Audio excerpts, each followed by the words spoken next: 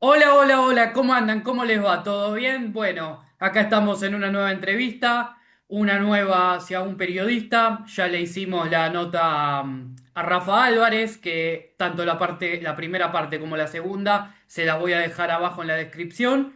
Y hoy nos toca Mariano Almada. Marian, ¿cómo andas? Un gusto. Hola, Jero, ¿cómo andás? ¿Todo bien? Bien, bien, tranquilo. ¿Vos cómo andás? Bien, por suerte, acá empezando la semana, así que bien, bien. Ya viene el lindo clima, ya no hace tanto frío, así que estamos bien. Marian, ¿vos solés dar notas? Sí, no tengo problema. Cuando me requieren para alguna ayuda, bueno, hoy a la mañana fui a Deportea a dar una charla que me invitaron también para contar un poquito mi experiencia en el medio a los alumnos de segundo grado de ahí de Deportea, así que me gusta hablar con los estudiantes, brindarle mi experiencia o, bueno, o alguna entrevista que pueda servir para que los chicos que están estudiando o recién están ingresando y están haciendo sus primeras armas le pueda llegar a servir para el desarrollo de su carrera. Mm. ¿Y cómo suele llevarte también? Porque antes cuando arrancamos a hablar, porque justamente tu contacto me lo pasó Rafa Álvarez, yo te dije que además para un trabajo de la Facu era para mi canal de YouTube. ¿Vos cómo te llevas con las nuevas plataformas? Bien, o sea, no estoy en ninguna, yo sigo trabajando en los medios tradicionales, en radio y en televisión, no participo de ningún streaming, ni tengo canal de YouTube, pero obviamente uno tiene que adaptarse a los tiempos que corren y soy de mirar, de consumir, de interiorizarme bien de cómo son todas estas nuevas plataformas, para si el día de mañana surge alguna posibilidad, estar preparado. Mm. Bueno, justo ahora en 2 días, antes de que arrancara a preguntarte, se va a cumplir una semana del fallecimiento del técnico de Boca, de Miguel Ángel Russo. Más allá de que yo opiné en mi canal de YouTube, que por supuesto hice como una despedida, yo soy hincha de Boca. Eh, Vos, Marian, si querés también dejar algunas palabras o contar cómo era tu vínculo con él, si es que tuviste. ¿Cómo lo recordás a Miguel? Mira, no tuve un vínculo con él directo porque las veces que yo cubrí clubes, él no fue el entrenador y las veces que cuando yo estuve en la selección, él no fue técnico. Entonces no tuve nunca un vínculo directo como si tuve con otros entrenadores por el trato diario, porque eran los técnicos de los clubes que yo cubría o porque eran los técnicos de la selección argentina cuando yo estuve 8 años cerca de la selección. Entonces no tuve ese trato con Miguel. Sí, obviamente le he hecho entrevistas, capaz en algún, sí, al pasar o estuve en alguna conferencia de prensa que él estuvo, pero no tuvo un trato, digamos, directo como sí con otros entrenadores. Pero está claro que ya se sabía que era una persona muy querida en el ambiente, una persona que respeta mucho colegas, como colegas periodistas, como sus colegas entrenadores, como los jugadores de fútbol. Creo que no recuerdo un jugador que haya hablado mal de Miguel, y eso, bueno, un poquito hablaba a las claras de lo que era Miguel como persona, y después obviamente a partir de su fallecimiento y su multitudinario velatorio y todas las muestras de afecto y cariño que tuvo su familia en redes sociales, de clubes, de dirigentes, de técnicos, de jugadores, terminó de darme a entender la clase de persona que era Miguel. Yo ya tenía una idea, pero creo que con la magnitud de lo que fue su despedida, terminamos todos de darnos cuenta que era un tipazo, un tipo muy querido en el ambiente, muy respetado por colegas, muy querido por sus jugadores, y eso un poco habla a las claras de lo que fue Miguel Ángel Russo. ¿Vos cómo lo notaste en este último tiempo? Porque bueno, justo se hablaba mucho de que si tenía que estar o no estar en Boca, de qué hacía la dirigencia de Boca con él. Después, bueno, un poco se fueron aclarando las cosas post fallecimiento, pero vos cómo lo notabas a Miguel en este último tiempo. Mira, los que estamos en el medio y que tenemos la posibilidad de hablar con gente cercana a él sin dar a conocer la fuente, porque es la regla número básica de nuestra carrera, no delatar nunca la fuente, sabíamos por lo que nos decían que Miguel quiso hacer lo que hizo, y todo lo que se vio en el último tiempo de Miguel con vida fue porque él lo quiso. A él nadie lo obligó a hacer lo que hizo, nadie lo obligó a seguir yendo a los entrenamientos, nadie lo obligó a seguir yendo a los partidos, a pesar de que la recomendación médica de su familia era que haga reposo, que se quede tranquilo. Miguel vivió los últimos años de su vida como él quiso, dirigiendo, ya sea en Rosario Central en su momento, siempre hablando a partir de que se le detecta la enfermedad en Colombia, ¿no? Ya sea en Colombia, ya sea en Rosario Central, ya sea en San Lorenzo, y creo que quedó claro por lo que dijo gente cercana a él ahora públicamente que falleció, que su último deseo era dirigir en Boca por una última vez y lo logró y lo consiguió y tuvo el apoyo del club, tuvo el apoyo de su familia para hacerlo. Por eso digo que todo lo que vivimos o vimos de Miguel Ángel Russo en sus últimas semanas de vida, él quiso que sea así. Nadie lo obligó y nadie lo usó como escudo para nada. Fue como él quiso su voluntad y eso lo que quedó claro. Lo sabíamos los que estábamos en el ambiente y lo terminó de saber la opinión pública en general cuando lo contaron sus propios seres queridos o sus colaboradores. Bueno, un beso al cielo para Miguel en donde quiera que esté. Eh, Como hincha de Boca yo guardo los mejores recuerdos y bueno, ya hablé en mi canal de YouTube por si los que están del otro lado quieren ir a ver mi despedida. Marian, vos sabés que cuando yo hago las entrevistas, a mí me gusta más que nada repasar la trayectoria de cada uno, el camino de cada uno. ¿Vos cuando te decidiste a ser periodista? ¿Era algo de chico? ¿Lo decidiste más entrando en la adultez? ¿Cómo arrancó por decirlo de alguna manera, tu pasión por el periodismo? Primero arranca con el deporte en general. Yo de chiquito hacía deporte en Ferro, en mi club de toda la vida. Hice handball, hice fútbol en una etapa, fútbol recreativo. Obviamente nunca me dediqué en serio porque no tengo la capacidad para ser, no tuve la capacidad de ser futbolista. Siempre me gustó el deporte, siempre me apasioné por el fútbol y en la secundaria era algo que me gustaba muchísimo. Y ahí empecé a decidir estudiar esta carrera.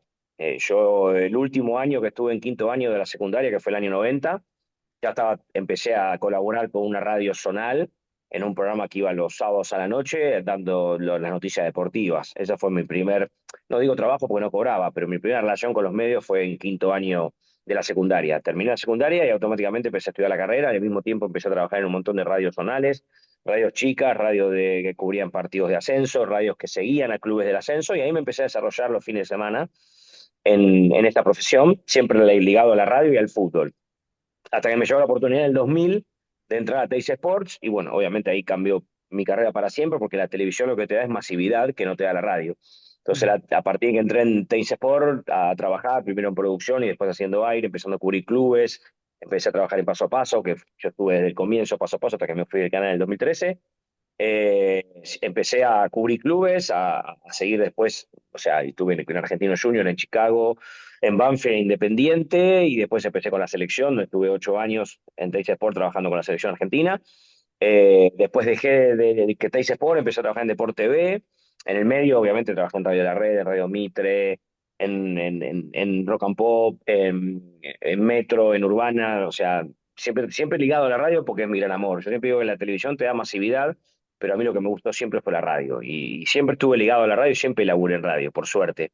Y tuve la fortuna de trabajar también en televisión, que te repito, lo que te da masividad y lo que te abre otras puertas en el medio. Pues yo a partir de que empecé a trabajar en televisión es como que se me abrieron más puertas en otros medios que laburando solamente en radio no hubiera tenido. Y bueno, ya empecé a desarrollar mi carrera y bueno, yo me encuentro con casi 53 años trabajando en Fox Sports, trabajando en Radio Now, que es una radio de Cuarzo, y haciendo colaboraciones con Urbana, que son los tres medios, digamos, que hoy estoy trabajando. ¿Por qué te gusta más la radio que la televisión? No sé explicarte por qué, será porque yo me decidí a ser periodista deportivo escuchando la radio, escuchando el programa de Víctor Hugo Morales allá en la década de fines de los 80, principios de los 90, su programa de competencia en Radio Continental de lunes a viernes de 19 a 21.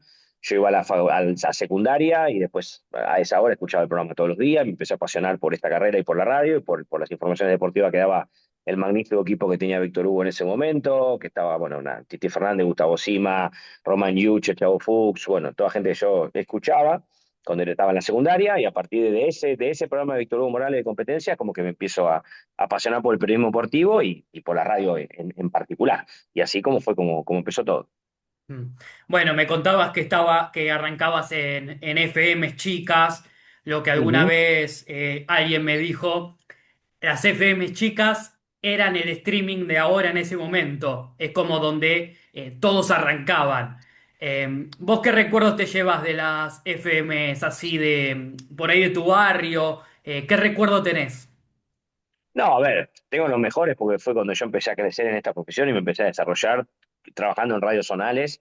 siguiendo campañas de clubes de ascenso o participando de programas deportivos, dando la información o cubriendo la AFA, como lo hacía una radio que seguía la campaña de Temperley, una radio muy famosa, muy conocida en la zona sur, que era de las más escuchadas en aquel momento, en principio de los 90 con Daniel Heller y todo su equipo, que yo siempre le estoy agradecido por la mano que me han dado para desarrollarme en esto.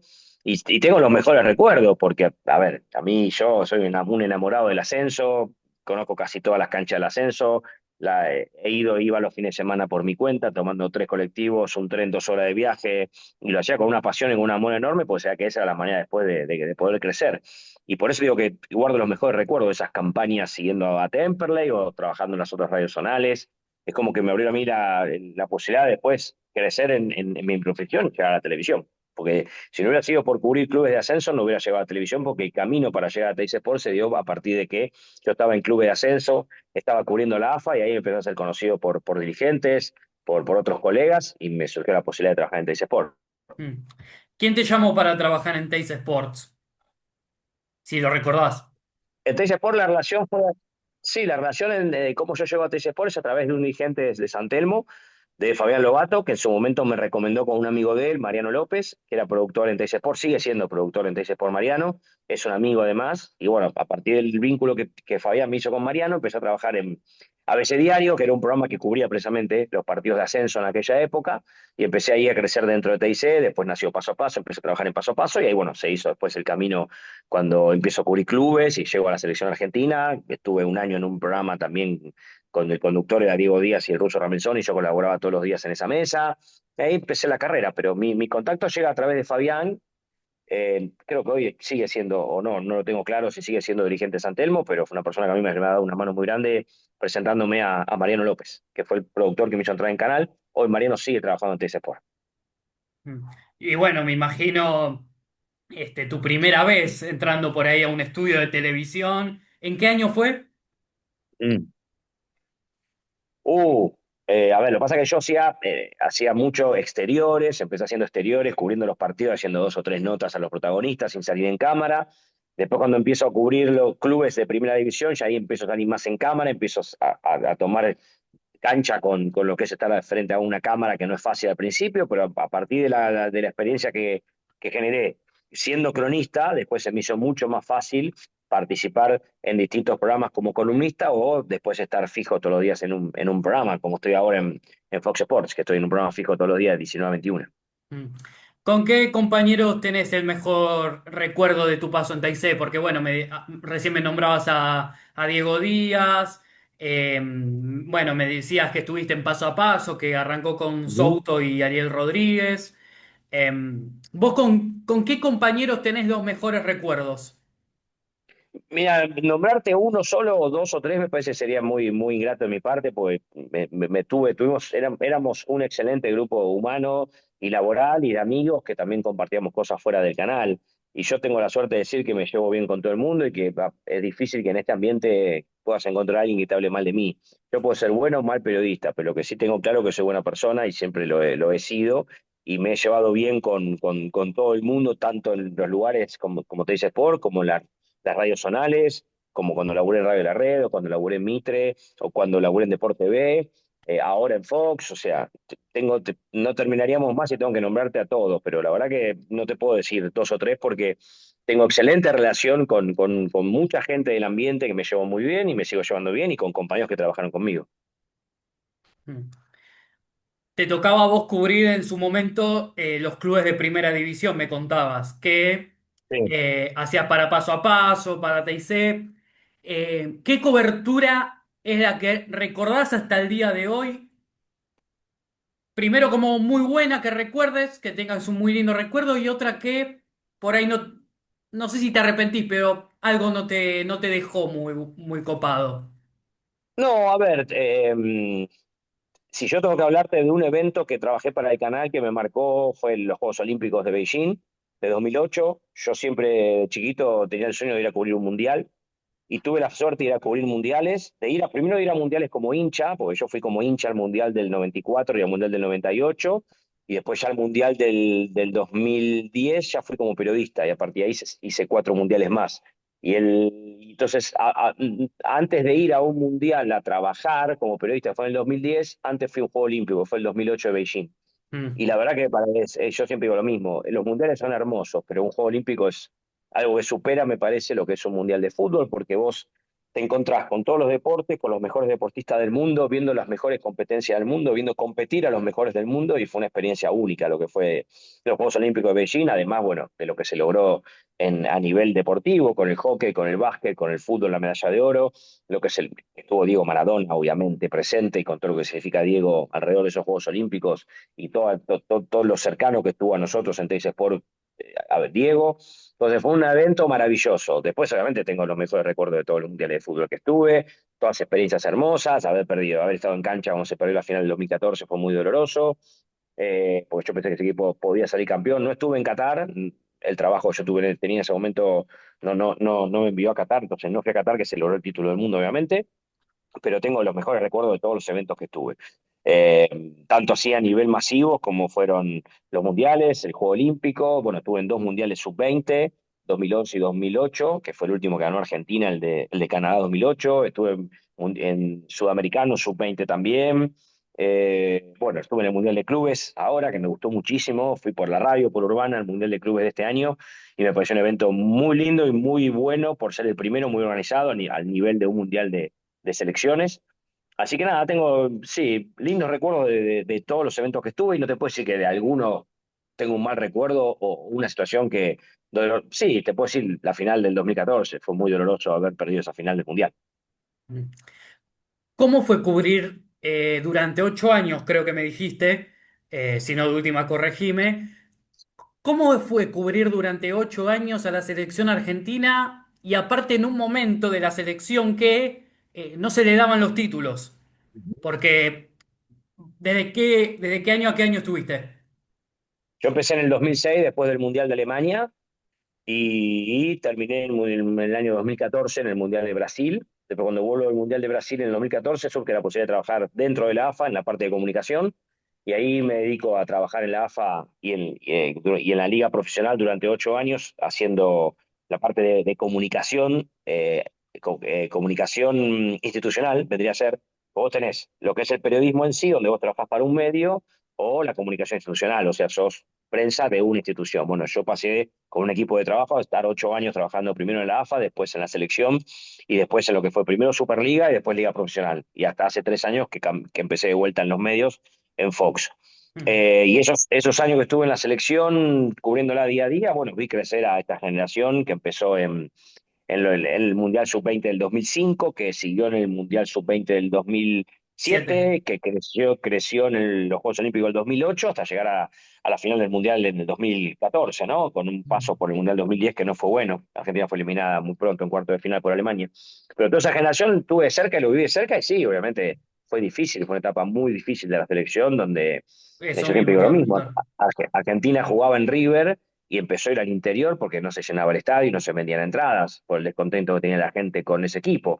Que, a ver, uno entiende el fastidio que tenía la gente porque veía a los jugadores ganar todo en sus clubes y después venir a la selección y no encontrar el mejor funcionamiento. Pero bueno, se dio así, entonces la gente no acompañaba a Argentina en esa época y la Argentina empezó a ir al interior porque acá en River no se vendían entradas. Hoy decir eso con un monumental que cada vez que juega la selección está reventado, parece muy loco y sacado de otro, de otros mundos, pero no, pasó, eso pasó en esa época.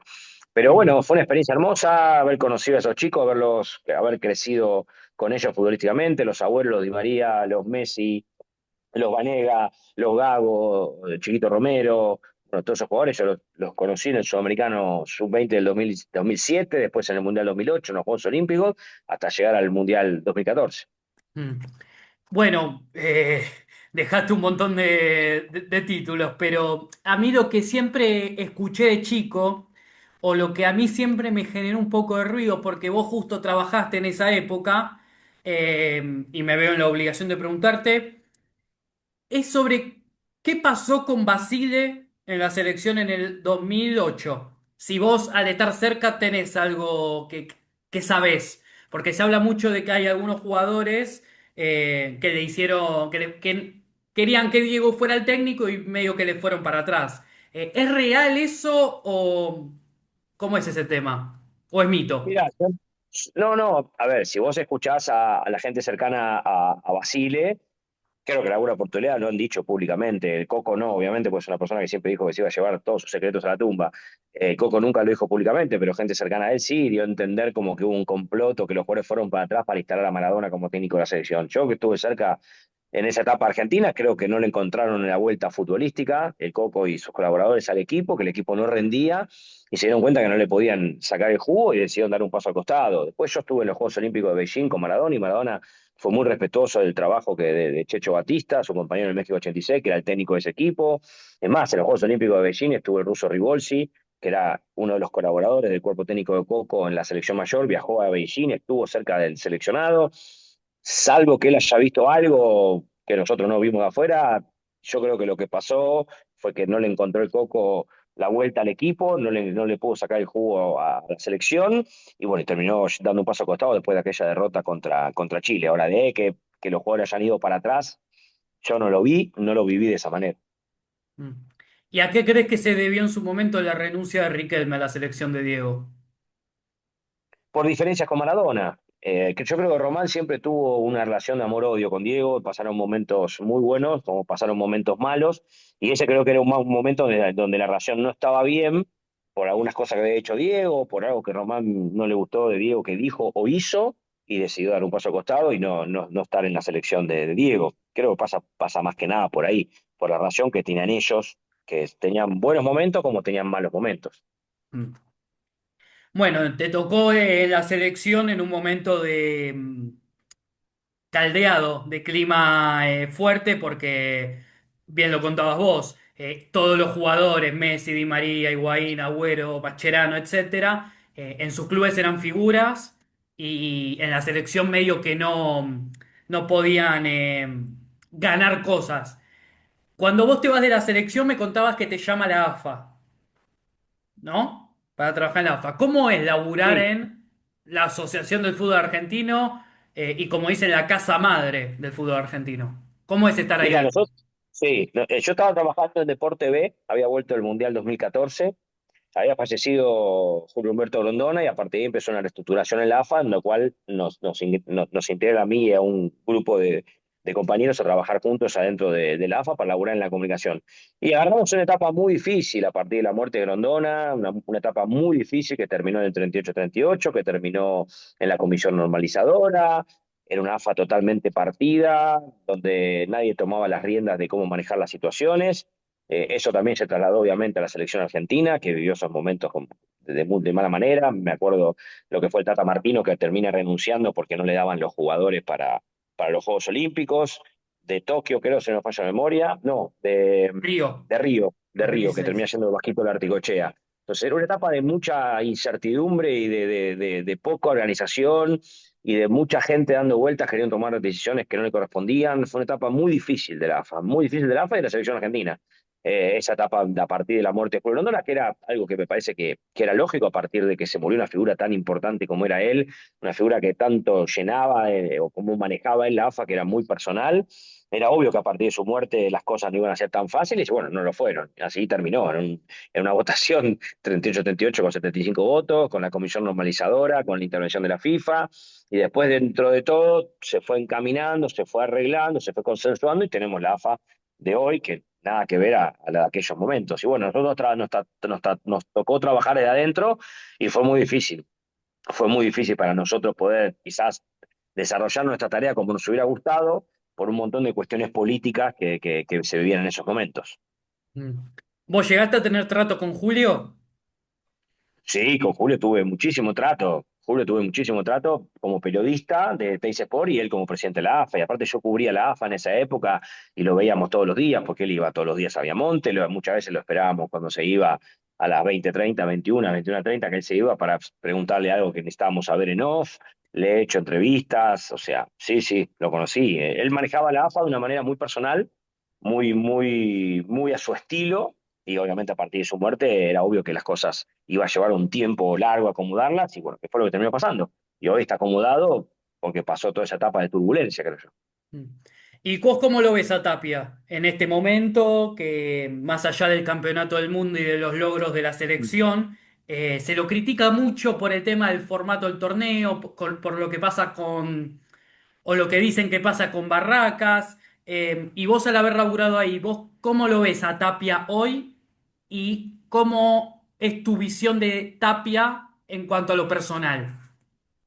Yo lo traté mucho a Chiqui cuando estaba en el ascenso, cuando era el presidente de Barracas, iba mucho a la AFA y estaba muy pegado a la selección argentina en la última etapa de vida de Julio Rondona, así que lo conozco de hace muchísimo tiempo. Lo que yo tengo para decir hoy a la distancia es que ha hecho una revolución claramente con la selección argentina, porque no es casualidad los títulos que se han logrado.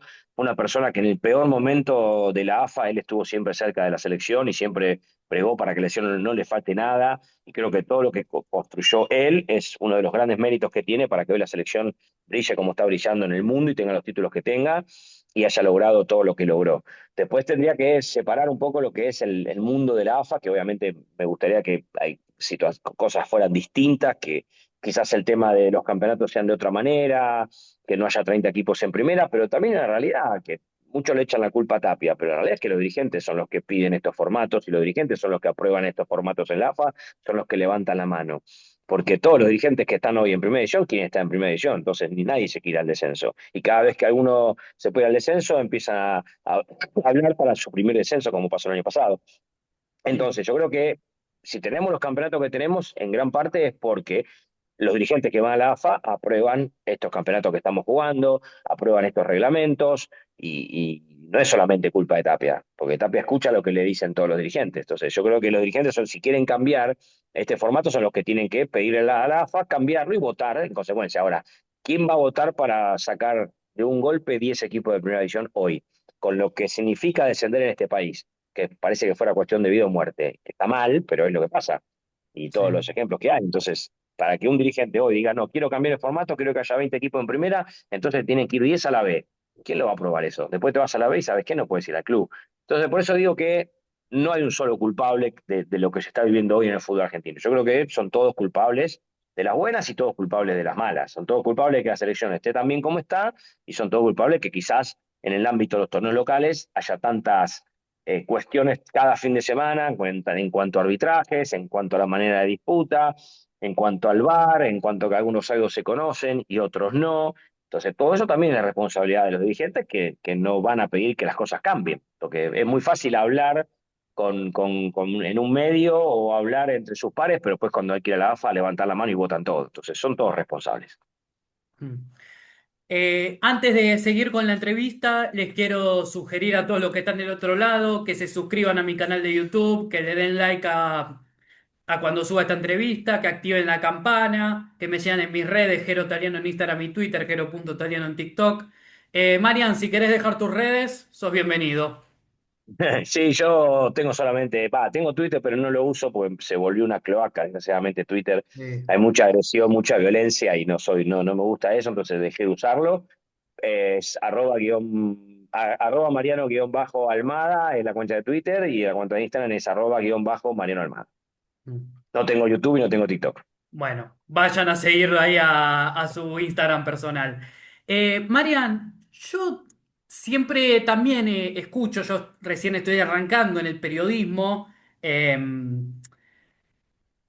siempre se ha dicho que en los medios tradicionales, vos laburaste en TIC, ahora estás laburando en Fox, que siempre que están los partidos de Copa te veo en el campo de juego. Exacto. eh, ¿Es verdad que existe la bajada de línea en las empresas? La bajada de línea en cuanto a las empresas periodísticas. Sí. Sí, sí, pasa, obvio. Sí, sí, hay bajada de línea y hay. A mí no te lo puedo decir públicamente, pero yo he vivido bajada de línea o he vivido en la época de TIC algún informe que yo hice que me dijeron que no tenía que salir al aire. Pasa, obviamente, pasa en todos los medios. Después está en cada uno tomarlo, dejarlo y ver cómo lo maneja. Hasta yo te quiero decir, o sea, en TIC tuve mucha independencia, pero también tuve momentos donde había algunas cosas que me recomendaban no decirlas o algún informe que preparé que no salió al aire. Así que pasa, obvio, el que niega eso miente. Pasa la bajada de línea, pasa mucho en los medios, yo te hablo de los que trabajé, que lo he Sí. vivido, sí, claramente. Mm. Marian, ya más o menos porque, bueno, se está cortando la reunión y más o menos para ir cerrando. Primero, preguntarte cómo la pasaste. Muy bien, muy bien. Me gusta, como te digo, poder contar mi experiencia laboral para que los que miren, en este caso tu canal de YouTube, y les pueda servir para algo, bienvenido sea. Mm. Te hago así unas preguntas, te hago un ping-pong rápido, ¿qué te parece? Dale, dale. Lionel Messi. Crecí al lado de Leo, lo vi desarrollarse, lo vi sufrir, lo vi gozar, lo vi disfrutar. Un jugador maravilloso que ha roto todos los récords sabidos y por haber en el fútbol mundial y que ha dejado obviamente una huella y el día que se retire va a ser leyenda claramente del fútbol mundial. Te diría de los primeros 3, 4, 5 jugadores mejores de la historia sin lugar a dudas. Mm. Diego Armando Maradona. Lo diría, como dice el Indio Solari, mi único héroe no este lío. O sea, Diego para mí fue mi superhéroe. ¿Buen Lo dijo Pablo tipo? Aymar, creo ¿eh? ¿Buen tipo? Diego conmigo se portó siempre. Leo también, los dos. Leo conmigo siempre ha sido muy respetuoso y Diego conmigo ha tenido gestos Mm. tremendos. Bueno, la mejor anécdota que tengo con él la tengo en los Juegos Olímpicos de Beijing, donde me agradeció al aire la nota que le hice en TIC, me puso a llorar porque me emocionó demasiado que un tipo de la magnitud de Diego me agradezca a mí, que era un cuatro de copa, que le di una mano para que vaya a los Juegos Olímpicos y lo haya hecho al aire, cuando yo no me lo esperaba. Diego era eso. Diego para mí fue de chiquito mi superhéroe, que yo me levantaba todos los días para verlo jugar en Napoli, el que me hizo llorar cuando fue la final del Mundial 90, cuando cayó con el doping. Fue mucho más que un jugador de fútbol. Para mí fue mucho más en mi vida que un jugador de fútbol, como lo sigue Leo. Leo es un jugador de fútbol que a mí me ha maravillado verlo jugar, pero Diego para mí excedió la frontera de un jugador de fútbol. Era el rebelde, el que se peleaba con todo el mundo, el que hablaba siempre de Argentina de una manera, el que se peleaba con los políticos, mi superhéroe. Mm. Como hincha de Boca tengo que preguntarlo. Voy a ir con mi propio superhéroe con la Ujú. pelota, Juan Román Riquelme. Un jugador extraordinario. Un jugador extraordinario. Creo que en el fútbol local pocas veces, porque Diego no se desarrolló tanto acá, No. fue terrible lo que hizo en Argentino Junior, pero era otra época. No pudo ser campeón, fue goleador, pero no pudo ser campeón y después cuando volvió a jugar Con en Boca Newell's, sí, cuando en el volvió a jugar en 81. Boca, sí, claro, en el 81 fue, pero no con Argentinos. Pero te quiero decir, Román ganó una Copa Libertadores prácticamente, no solo porque esto es un juego de conjunto, pero el 80% del título del 2007 fue de Román por cómo jugó esa Copa Libertadores y por cómo defendía la camiseta de Boca. Le faltó quizás coronar con un título importante en la selección, pero un jugador tremendo Y vos, que con la pelota hacía maravillas. y vos como con el trato, porque lo tuviste también en los Juegos Sí, Olímpicos. mira, le he hecho notas, siempre él siempre tuvo un trato un poco distante, nunca fue muy amante de los medios, nunca fue muy amante de las entrevistas. Yo le hice notas, obviamente, en esa época de los Juegos Olímpicos, cuando estaba en la selección mayor. Siempre que habló, habló, pero sí, se notaba que él se ponía incómodo, que no era muy amante de las entrevistas, no era muy amante de los medios.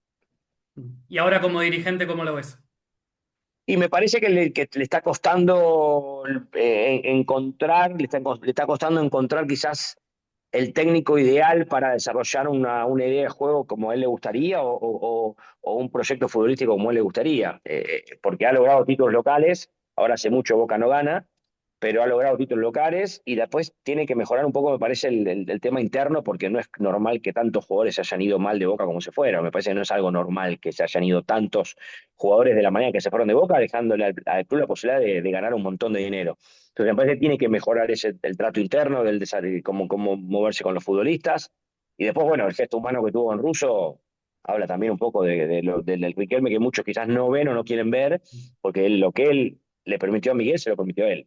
Que venga a Sí. Boca a retirarse, y no porque le tenga lástima ni porque le tenga que hacer un favor, porque Miguel demostró en San Lorenzo antes de llegar a Boca que seguía siendo el gran entrenador que fue, pero tuvo el gesto de humano de mantenerlo hasta último momento y dejarlo que él maneje su final como quiso Miguel. ¿Te queda algo pendiente en el periodismo? Eh, Mira, si es por cubrir eventos, te diría que no, porque estuve en Mundiales Sub-20, Mundiales de Mayores, en Juegos Olímpicos, en finales de Copa Libertadores, estuve en el Mundial de Clubes este año, que era algo obviamente al ser nuevo que no he ido nunca. Estuve en los canales más importantes, estuve en radios muy importantes. No, creo que fui muy feliz con la carrera que, que tengo. Me ha costado muchísimo llegar, nadie me regaló nada y me llevo, creo que lo que te digo, que vaya a evento donde vaya y me cruce con colegas. me abrazan, me saludo, charlo y va a ser muy difícil que en este ambiente alguien te hable mal de mí. Me llevo eso como el mayor legado que tengo en estos, ya voy a llevar 32 años de carrera. Mm. Y bueno, y por último, me dijiste que la pasaste bien y eso para mí es muy importante, como con todos los entrevistados. ¿Qué le dirías al pibe que está por arrancar a estudiar periodismo deportivo o que no se anima a dar sus primeros pasos? Que lo estudie, pues es una carrera hermosa, pero que tenga claro que va a tener que esforzarse muchísimo para poder desarrollarse en esta profesión, porque cuesta muchísimo, porque no hay tantos medios, porque hay muchos estudiantes, hay muchos egresados, hay muchos periodistas que están sin trabajo, está muy difícil el tema del medio, como está difícil el país, y que la haga la carrera puede ser hermosa, pero que tenga claro que va a tener que triplicar o cuadruplicar esfuerzos para poder desarrollarse en esta profesión, porque está realmente muy difícil. Lo vivo y lo palpo todos los días con un montón de colegas que no tienen trabajo y le mandan un mensaje a uno a ver si lo puede dar una mano. Lo palpo y lo vivo. Es la realidad que tenemos de Argentina. No está exento el periodismo de lo que vive el país. Mm. Mariana, ahora sí para terminar, te lo quiero preguntar. ¿El mejor y el peor compañero que tuviste? No, lo que te decía un poco antes, el mejor, tuve muchos muy buenos compañeros, de muchos aprendí muchísimo, de muchos colegas cuando yo era más chico. Bueno, yo como te digo, crecí escuchando a Víctor Hugo Morales y a todo su equipo en competencia. Después cuando entré en el canal tuve la suerte de laburar con grosos del periodismo como Alejandro Fabri, por darte un ejemplo, y después no tengo mala relación con ninguno, no tengo ninguna mala relación con ningún colega. Quizás puedo tener diferencias en cuanto al estilo de cómo hacer periodismo, pero eso no quiere decir que tenga algún problema personal o me lleve bien o no lo salude. No tengo problema con nadie. Sí, quizás no estoy de acuerdo en algunas formas de hacer periodismo, pero son decisiones de cada uno y yo no sé quién para jugar. No me gusta y no lo hago yo directamente, lo que me refiero. Mm. Bueno, Marian, te agradezco muchísimo, la verdad, Dale, por este lo mismo, rato. pero gracias a vos. Gracias a Eh, vos por la entrevista. bueno, te sigo viendo ahí en el campo de juego de los partidos de Copa. Espero que el próximo año ya sea con Boca clasificado. Sí, claro. Si le Le querés vendría muy bien dejar al un fútbol mensaje argentino. a todos los que vayan a ver esta entrevista.